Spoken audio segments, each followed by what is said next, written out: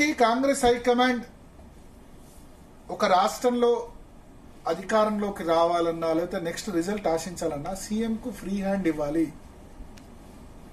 రేవంత్ రెడ్డి ముఖ్యమంత్రి ప్రభుత్వాన్ని నడిపిస్తున్నాడు కాబట్టి ఆయన స్ట్రెంగ్తెన్ చేయాలి. సో ఇక్కడ అలా జరగట్లేదు, కాంగ్రెస్ ఆ విధంగా జరగట్లేదు.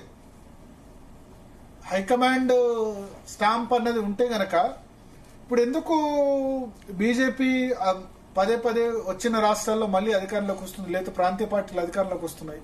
హైకమాండ్ ముద్ర అన్నది ఇప్పుడు రాజశేఖర రెడ్డికి ఫ్రీ హ్యాండ్ ఇచ్చారు కాబట్టి ఆయన రెండోసారి అధికారంలోకి తీసుకురాగలిగారు. ఫ్రీ హ్యాండ్ ఇవ్వకపోతే ప్రాబ్లం ఉంటుంది. ఎందుకంటే ఇప్పుడు విజయశాంతికి సరే ఇచ్చారు, దీనికి ఇవ్వడం వల్ల చాలా మంది హట్ అయిన వాళ్ళు కూడా ఉన్నారు కదా. మేము 10-15 సంవత్సరాలుగా సేవ చేస్తున్నాము, ఓన్లీ ఎలక్షన్ 2 నెలలు ఉన్నారు, ఆ తర్వాత గాయమైపోయింది. మనం మాట్లాడుకున్న లిస్ట్ లో విజయశాంతి లేరు, మిగతా నాయకులు ఎవరు కూడా అంటే విజయశాంతి వెళ్లి కలిసింది అనుకున్నాం. బట్ విజయశాంతికి అన్లెస్ హైకమాండ్ నుంచి డైరెక్ట్ పేరు వస్తే తప్ప ఉండదు అనుకున్నాం. ఇవాళ చూస్తూ ఉండండి, విజయశాంతి కేవలం ఎమ్మెల్సీ కాదు, మంత్రి పదవి కూడా వచ్చే అవకాశం ఉంది. బీసీ మహిళ కోటాలో మంత్రి పదవి వచ్చినా ఆశ్చర్యం లేదు.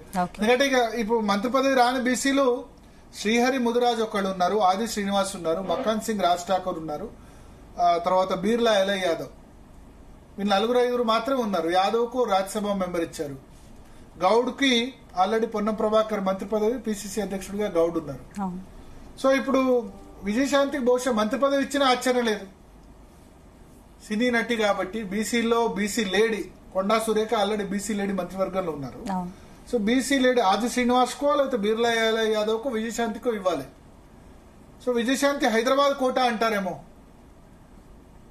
మెదక్ నుంచి ఆమె ఇద్దరు పోటీ చేసిన హైదరాబాద్ కోట, హైదరాబాద్ నుంచి ఎమ్మెల్సీ చేసి మేము ఆమెకు మంత్రి పదవి ఇచ్చామని చెప్తారేమో. సో ఏదేమైనా చాలా సర్ప్రైజ్ చాయిస్. కాంగ్రెస్ మార్కు రాజకీయం మరొకసారి చాట్ చెప్పింది.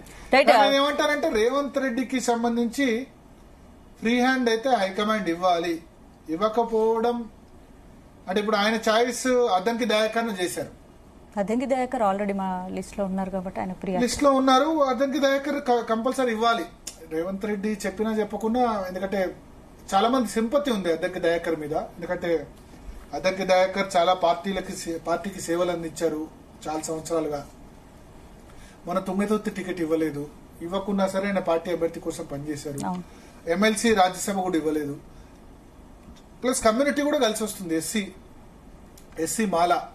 ఎందుకంటే ఇప్పుడు వర్గీకరణ చేస్తున్నారు కాబట్టి అక్కడ మాదిగల్ని సాటిస్ఫై చేస్తున్నారు కాబట్టి ఇక్కడ మాలకు సీట్ ఇచ్చినట్టు అవుతుంది. మన పార్లమెంట్ ఎన్నికల్లో ఇవ్వలేకపోయారు, ఎందుకంటే ఆల్రెడీ మల్లు రవి నాగర్ కర్నూలు పార్లమెంట్ ఉన్నారు. వరంగల్ నుంచి కడియం శ్రీహరి బిడ్డ పోటీ చేశారు, కడియం కావ్య. పెద్దపల్లి నుంచి వంశీకృష్ణ చేశారు. సో అక్కడ ఇవ్వడం పార్లమెంట్ సీటు కూడా ఇవ్వడం కుదరలేదు. ఈ నేపథ్యంలో ఎమ్మెల్సీ ఖచ్చితంగా అద్దంకి దయాకర్కి